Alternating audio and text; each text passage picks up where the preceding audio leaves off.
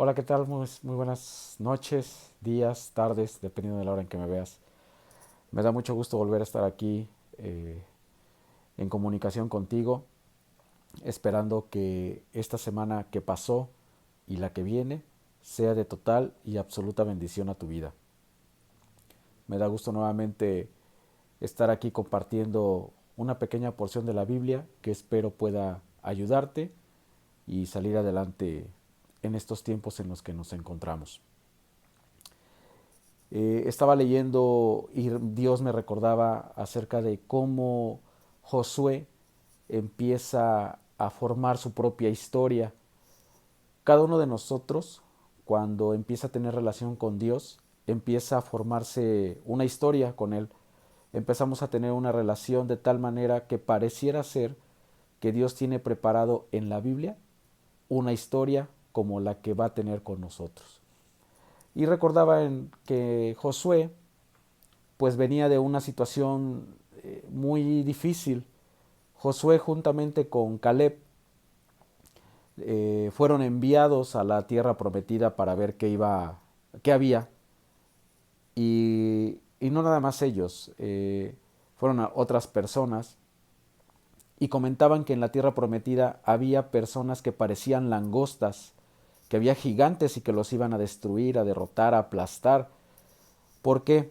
Porque había personas fuertes, personas vigorosas, personas con esa fortaleza que cuando los judíos los vieron, les dio miedo y pensaron que no iban a poder eh, conquistar lo que Dios les iba a dar.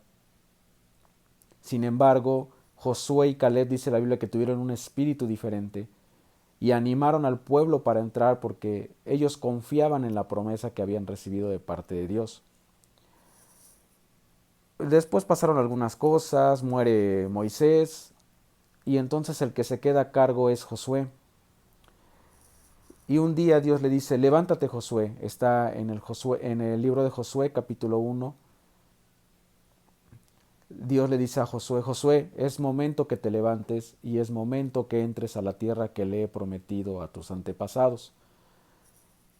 Y le empieza a decir qué es lo que va a suceder con Josué. Todo lo que pisare sería suyo, le dice los límites del territorio que le iba a entregar, le dice que él iba a ser el que iba a distribuir la herencia a las tribus, pero Dios le menciona en más de una ocasión una palabra, dos palabras, esfuérzate y sé valiente. Y cuando yo empiezo a leer esto y Dios le empieza a decir, esfuérzate y sé valiente, me queda la duda, ¿por qué? ¿Por qué si Josué fue a ver la tierra prometida y en su espíritu él vio que podía, ¿por qué Dios le tiene que decir esfuérzate y sé valiente? Y llegamos hasta el texto, uno de los textos más conocidos, Josué 1:9. Mira que te mando a que te esfuerces y seas valiente. No temas ni desmayes porque yo soy tu Dios. ¿Por qué? ¿Por qué tiene que decirle eso Dios a Josué? Si Josué ya había visto las cosas y sabía que podía conquistar. Josué, al igual que tú y al igual que yo, es un ser humano y tiene emociones. El miedo básicamente es un instinto que se convierte en una emoción, pero en primera instancia es un instinto porque es algo con lo que el hombre nace para sobrevivir. Eh, un ejemplo, si tú te metes a un panteón a las 12 de la noche y empiezas a caminar sobre los pasillos y de repente de la nada escuchas que truena una vara que pisaron o escuchas un ruido raro o un lamento, ¿qué haces? Te espantas, te da miedo y lo primero que haces es correr. Eso es el instinto. Todo ser humano y todo ser viviente en la tierra tiene ese instinto de supervivencia. El miedo le hace huir, huir de lo desconocido y de lo que tal vez le podría causar un daño. Pero cuando el miedo se transforma en la emoción tú lo controlas. Alguna vez o más de una ocasión hemos dicho, estoy enojado, esa persona me hizo enojar. No, ninguna persona te hace enojar, tú decides enojarte. Nosotros no tenemos la capacidad de hacer enojar a las personas, solamente actuamos y nosotros decidimos qué emoción es la que vamos a colocar en el momento de la acción. Así como también la felicidad está en nuestras manos, el miedo también, cuando se transforma en una emoción. Cuando tú eres feliz y te casas, no dices, estoy feliz porque ella me está haciendo feliz. Sí, ella genera en ti la felicidad, o él, tu pareja, tu novio, tu esposo. Pero en realidad quien toma el control de la felicidad eres tú. Y el miedo, cuando se transforma o deja de ser un instinto de supervivencia para convertirse en una emoción, es porque tú has decidido que puedes controlar, en este caso, el miedo. El miedo se transforma en una emoción y es ahí donde Dios sabe que cuando vamos a realizar una actividad o una solicitud que Dios nos ha pedido, viene algo que se llama miedo, el miedo como la emoción. A más de uno nos ha dado miedo de muchas cosas. Cuando estudiamos, cuando estamos en la universidad, nos enseñan que cuando salgamos tenemos que vencer algo que se llama resistencia al cambio, porque el cambio nos genera una crisis y la crisis nos genera miedo, el miedo a lo desconocido. Entonces, Josué ya había visto la tierra prometida, pero él tenía un jefe que se llamaba Moisés. Hasta cierto punto Josué estaba tranquilo porque la responsabilidad no recaía en sus hombros, recaía precisamente en Moisés, pero dice la Biblia, empieza Josué 1 diciendo, levántate ahora porque mi siervo Moisés ha muerto. Y le delega la responsabilidad de entrar a la tierra prometida a Josué. Ese cambio a Josué le generó una crisis, le generó miedo. Por eso reiterativamente Dios le dice, esfuérzate y sé valiente. Y le da la clave para prosperar y para que todo le salga bien. Desde el versículo 6 hasta el 9, Dios le dice qué tiene que hacer para lo que Dios lo va a enviar le salga bien. No se aparte este libro ni a tu derecha ni a tu izquierda. Medítalo de día y de noche, y que de tu boca siempre salga su palabra. Porque si lo haces, dice la Biblia, todo lo que hagas te prosperará y a ti te irá bien. Mira que te mando que te esfuerces. Quiero que seas valiente. No temas ni desmayes, porque yo soy tu Dios.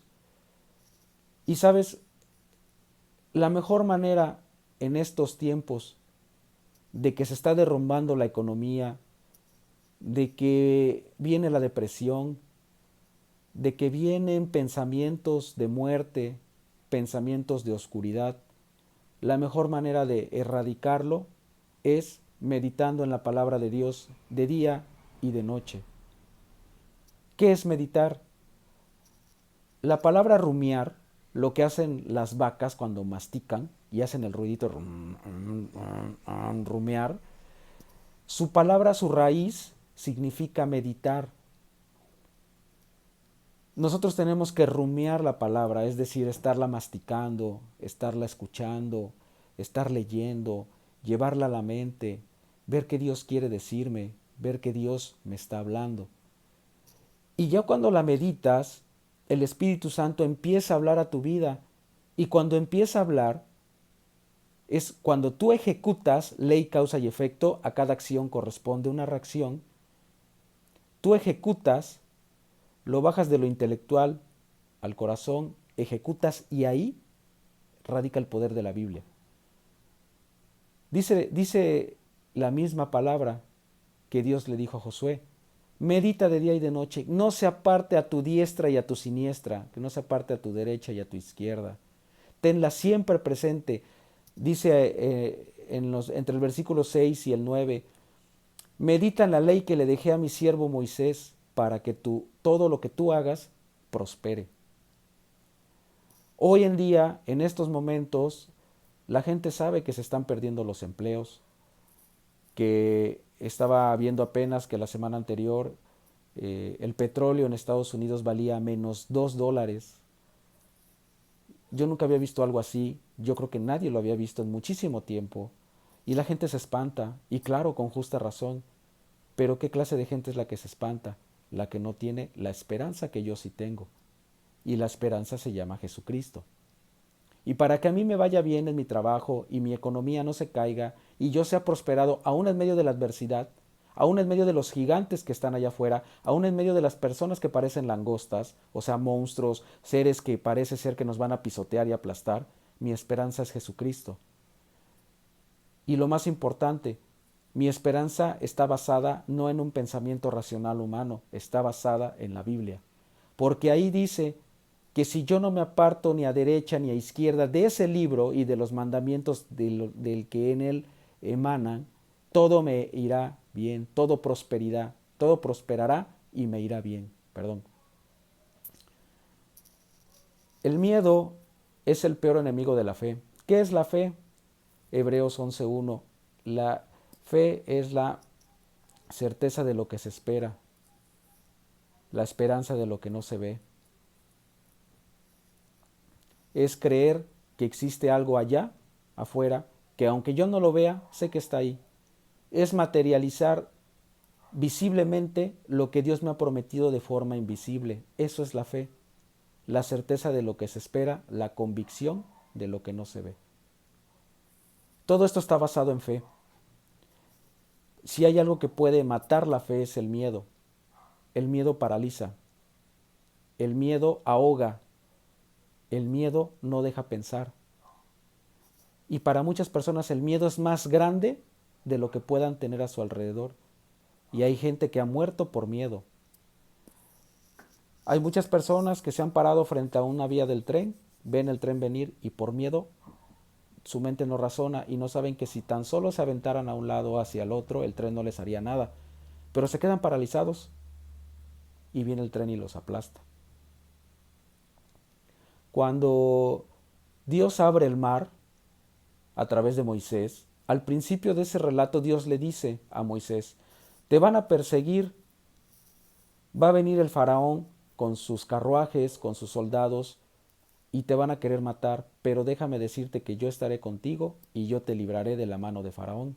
Se lo dijo al principio del relato, y cuando llegan al mar, Israel, todo el pueblo, se desespera y clama a Dios diciendo, Dios, ¿por qué nos has traído a esta trampa?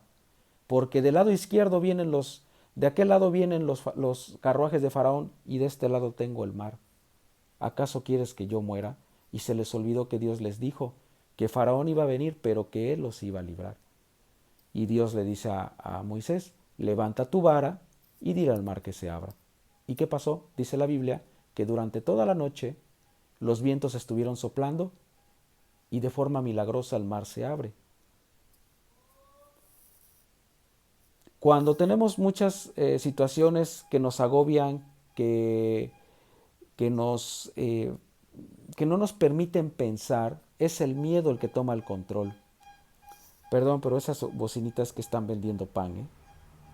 Y digo, de repente así, ¿y ahora qué onda este que están vendiendo pan? Así es que por ahí escucharás el grito del pan. Eh,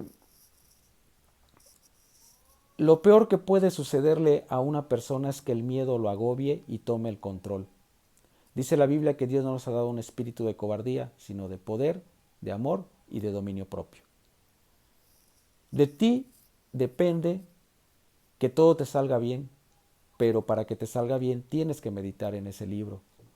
Otra vez te lo vuelvo a mostrar, esta es la Biblia que nosotros tenemos en casa. Este libro dice que si yo le hago caso, me irá bien. En realidad son 66 libros que me hablan de un Mesías, que me hablan de algo que yo no puedo ver, pero que me promete que si yo le creo, estará ahí. Josué iba a comandar a más de 1 millón de personas. Yo no sé si tú sabes qué es eso. Todos los que hemos sido jefes y tenemos a cargo personas, es lo más complicado que puede haber. ¿Por qué? El factor humano es el más complicado en una empresa, porque cada persona tiene un pensamiento diferente y es muy complicado unificar criterios para realizar una labor, porque normalmente no estamos acostumbrados a que nos den órdenes, por nuestras costumbres, por lo que tú me digas. Imagínate, yo lo máximo que he llegado a tener son 90 personas a mi cargo, en 3 turnos, y es complicado que hagan lo que yo les pida porque cada cabeza, como dice el refrán, cada cabeza es un mundo, y cada quien cree que lo puede hacer de la mejor manera, aunque tú le digas cómo hacerlo. Ahora imagínate comandar a más de 1 millón de personas. Y está hablando la Biblia, cuando habla de cantidades y de personas, habla de puros varones, puros hombres. No cuenta niños y no cuenta mujeres. Entonces eran más de 1 millón que Josué tenía que introducir y repartir heredad. Si tan solo tomaras el 10% de ese millón y que ese 10% se te pusiera al brinco, es más, ni siquiera el 10%, el 1% que se te pusiera al brinco, creo que más de uno tendría el mismo temor que tuvo Josué. Y sin embargo Dios le dice, esfuérzate y sé valiente. No temas porque yo soy tu Dios. Nosotros no tenemos a cargo 1 millón de personas, pero muchas veces sí tenemos a cargo cosas que Dios nos pide. En estos días a veces tenemos dinero, pero lo que tenemos no nos alcanza para lo que tenemos, o lo que queremos, perdón. Si yo quiero comprarme un carro y tengo 10,000 pesos, no me alcanza. Si yo quiero comprarme una televisión y tengo 2,000 pesos, no me alcanza. Y a veces Dios nos dice, si no te alcanza, siembra. Y nos da miedo. ¿Sabes por qué? Porque creemos que si damos esos 2,000 pesos, o esos 10,000 pesos, o esos 5,000 pesos, o esos 1,000 pesos, o esos 500 pesos, nos vamos a quedar sin nada. Mira que te mando a que te esfuerces y seas valiente. No temas ni desmayes, porque yo soy tu Dios. No se aparte de ti este libro, ni a derecha ni a izquierda. Medita en él de día y de noche, que de tu boca salga esta palabra, porque entonces si lo haces, tu camino prosperará y te irá bien. Es una promesa. De ti depende si la crees o no. El mundo ha decidido caminar con base a sus pensamientos y a su razonamiento. La Biblia te da otra alternativa. Creer, confía. Dice la Biblia que si tú encomiendas tus caminos a Dios y esperas en Él hará. Dice el libro de Eclesiastés que si echas tu pan al agua, éste flotará. Y a veces no le entienden qué significa eso. Muchas personas lo leen y no lo entienden. Trata de echar un bolillo al agua o un pan de dulce al agua. ¿Qué crees que sucede? Se desbarata. Pero la Biblia dice que si lo echas, flotará y estará. Si tú lo crees, sucederá. En medio de la adversidad, Jesús caminó en medio de la tempestad, caminó sobre el mar. Pedro lo vio y dijo, Señor, yo también quiero. Y Jesús le dijo, ven. ¿Y sabes qué? Pedro caminó sobre el mar. Pero dice la Biblia que empezó a ver a su izquierda y a su derecha y lo que vio fue tempestad y se empezó a hundir, porque el miedo empezó a ahogar su fe y Jesús tuvo que rescatarlo.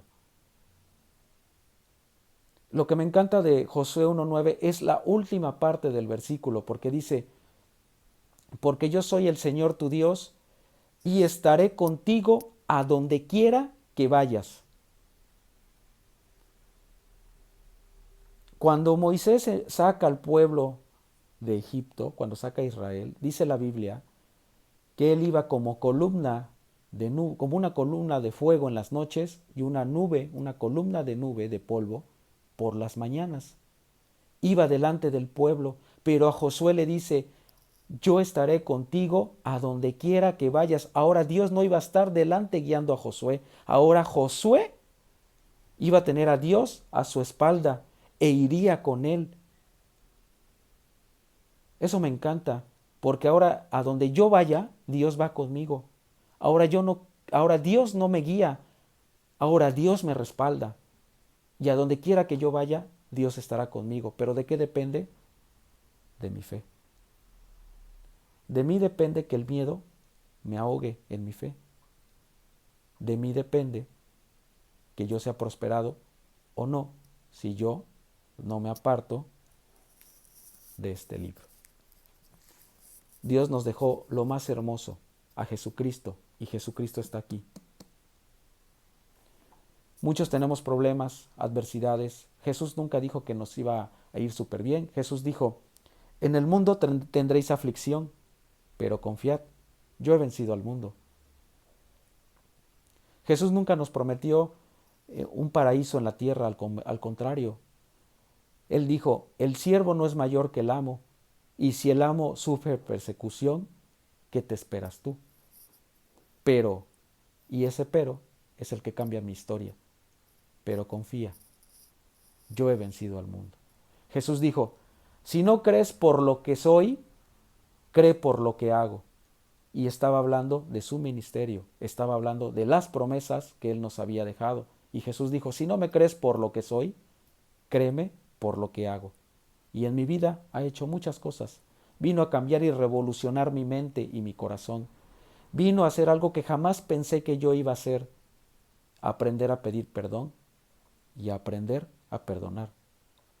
Jamás en la vida me imaginé que a estas alturas de mi vida yo podría agarrar una Biblia, leerla y saber que Dios está conmigo. Cuando yo salía de la universidad yo quería comerme al mundo, yo quería ser rico, quería yo viajar, quería yo tener muchas mujeres, quería yo tener el mejor carro, la mejor casa, pero llegó Jesucristo en el momento exacto y me cambió todos esos sueños solamente por uno por el cual vale la pena luchar: la vida eterna. ¿Y qué es la vida eterna? Que te conozcamos a ti, Señor, y a Jesucristo a quien has enviado, lo dice la Biblia. En esta hora quiero decirte que es normal que tú y yo tengamos miedo. Es normal que los problemas nos agobien. Es normal que querramos llorar cuando alguien nos regaña, cuando alguien nos llama la atención, cuando vemos que el mundo se está cayendo a pedazos, cuando vemos que casi estamos viviendo un apocalipsis zombie. Es normal que tengas miedo, pero te voy a decir algo. La diferencia entre tú y yo es que yo tengo esperanza. La esperanza de que no tema, porque Dios está conmigo a donde quiera que yo vaya. Y si Él dice que no me aparte de este libro de día y de noche, que medite en él de día y de noche, mi camino prosperará. Así el petróleo valga menos $10, Él me promete que me irá bien y seré prosperado.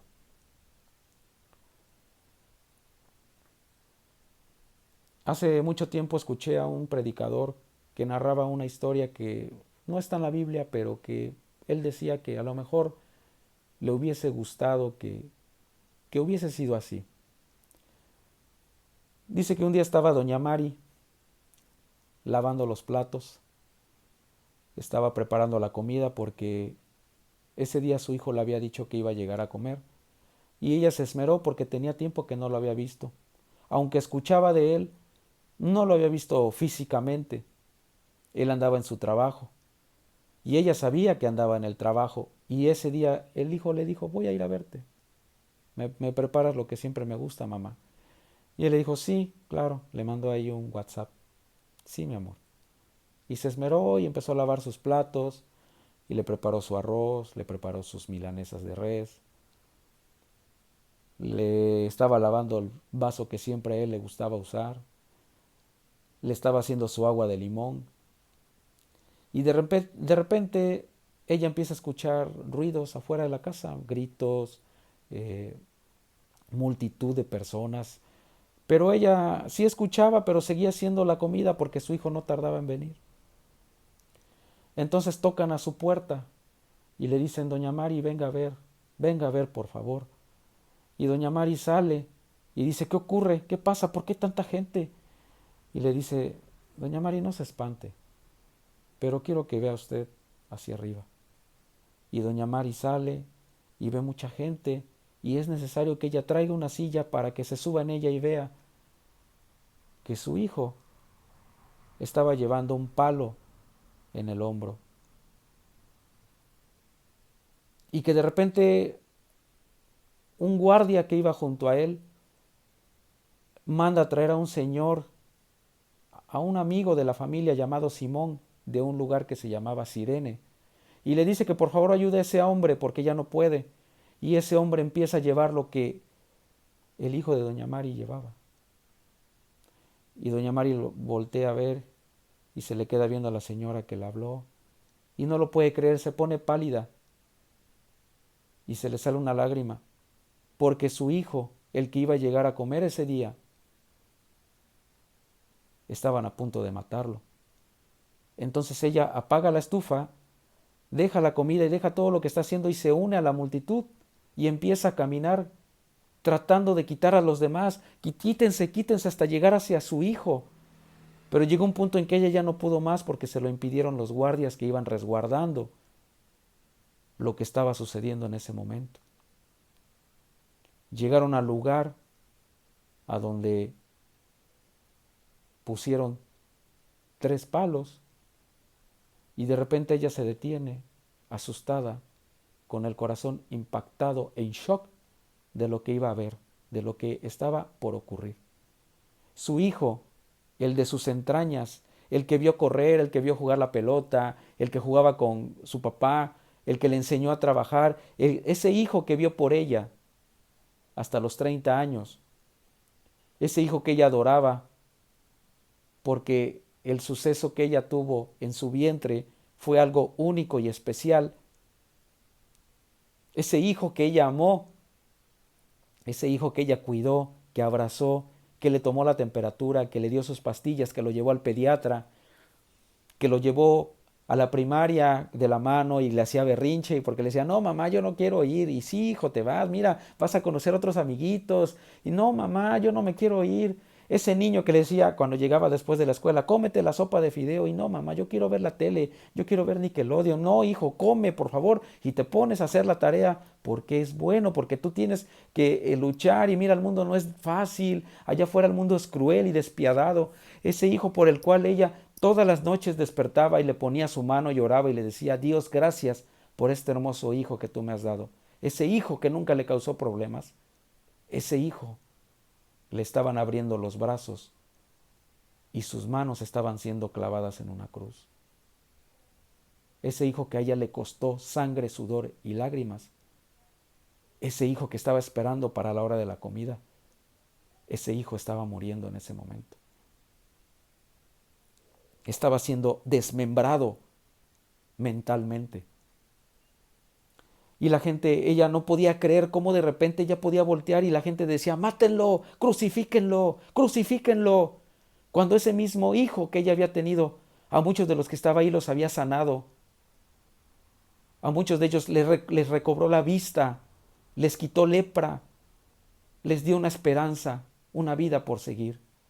Ese mismo que había escuchado esas palabras de la boca de ese hombre, ese mismo gritaba, crucifíquenlo y que su sangre caiga sobre nosotros. Doña Mari no entendía lo que estaba ocurriendo y ella seguía viendo hacia arriba y seguía viendo a su hijo, al que iba a ir a comer su plato de arroz y su milanesa de res con su agua de limón, estaba muriendo. Doña Mari solamente lo que hizo fue agachar su cabeza y ponerse a llorar, gritar, pero en medio de la multitud nadie la escuchaba. Y su hijo, viéndola, porque alcanzó a verla, se la deja encargada al discípulo que él amó y le dijo, madre, he ahí a tu hijo, hijo, he ahí a tu madre. Aún en medio de la adversidad, Jesús le proveyó a doña Mari provisión.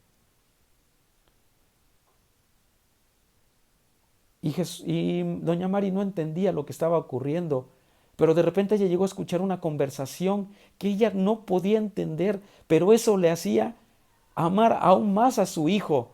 ¿Sabes por qué? Porque su hijo en ese momento lo estaban matando, tenía los brazos abiertos y aún así a uno de junto le dijo, de cierto te digo que hoy estarás conmigo en el paraíso. Doña Mari dijo, mi muchachito sigue muriendo, sigue siendo destrozado físicamente y aún ahí sigue prometiendo salvación y vida eterna, a aquel que crea en Él. Tal vez los de junto merecían la muerte porque eran ladrones. Jesús no había hecho nada. Y a esos ladrones, a uno, Jesús le seguía prometiendo salvación y vida eterna, aún estando en la cruz con los brazos extendidos. Jesucristo sigue teniendo los brazos extendidos, pero ya no en una cruz, porque Él resucitó y Él está vivo. Y dice la Biblia que Él está a la diestra del Padre, intercediendo por ti y por mí de día y de noche. Si tú que me estás viendo quieres tener la esperanza que yo tengo, así como doña Mari, así como Miriam, así como María, Jesús tiene también los brazos abiertos para ti. Lo único que tienes que hacer es lo que la Biblia dice en la carta a los Romanos, capítulo 10, versículos 9 y 10, que si confesares con tu boca que Jesús es el Señor y creyeres en tu corazón que Dios lo levantó de entre los muertos, entonces tu alma se salvará, porque con el corazón se cree para justicia, pero con la boca se confiesa para salvación. Ese hombre de ese relato sigue prometiendo salvación y vida eterna. Ese Dios que está aquí en este libro sigue prometiendo prosperidad y un buen camino y una buena vida, aún en medio de la adversidad. Pero ¿qué tienes que hacer? Creer en Él. ¿Quieres que esa promesa sea tuya? Cierra los ojos. Lo único que tienes que hacer es esto. Cierra tus ojos para que no te distraigas y repite conmigo: Señor Jesús, en esta hora yo quiero salvación y vida eterna. Yo quiero que mi alma, cuando yo muera, esté contigo. Yo quiero que ese hombre también, con esos brazos extendidos, llamado Jesús de Nazaret, me abrace en medio de mi adversidad, en medio de mi problema. Yo quiero que el miedo se vaya. Yo quiero que tu perfecto amor quite todo temor. Aunque ande en valle de sombra de muerte, no temeré mal alguno, porque tú estarás conmigo. Y en esta hora yo creo que Jesucristo es mi Señor y que tú, Dios, lo levantaste de entre los muertos. Yo lo creo en mi corazón y lo confieso con mi boca, porque con el corazón se cree para justicia, pero con la boca se confiesa para salvación. Te lo pido en el nombre de Jesús. Amén. Si tú lo haces y si tú lo crees, Dios estará contigo a donde quiera que vayas. Y Jesús, después de 2000 años, sigue prometiendo salvación y vida eterna para todo aquel que se refugia en Él. Yo le creí y yo confío en Él. Y yo sé que mi camino prosperará. Yo espero que el tuyo también. Y si es así, házmelo saber. Y si necesitas de mí, ahí estaré. Puedes escribirme en la parte de abajo, puedes suscribirte, darle en la campanita. Y si tú crees que este video puede ayudar a alguien más, compártelo. Jesús vive. Él no ha muerto. Él ya no está en esa cruz como en esas imágenes. Él se le presentó al apóstol Tomás y le dijo: ¿ves este hoyo? Mete tu dedo y cree en mí. Bienaventurado eres porque has creído, más bendecido será el que sin ver crea en mí. Espero sea de bendición este video. Te amo y oraré por ti. Dios te bendiga y espero que estés bien.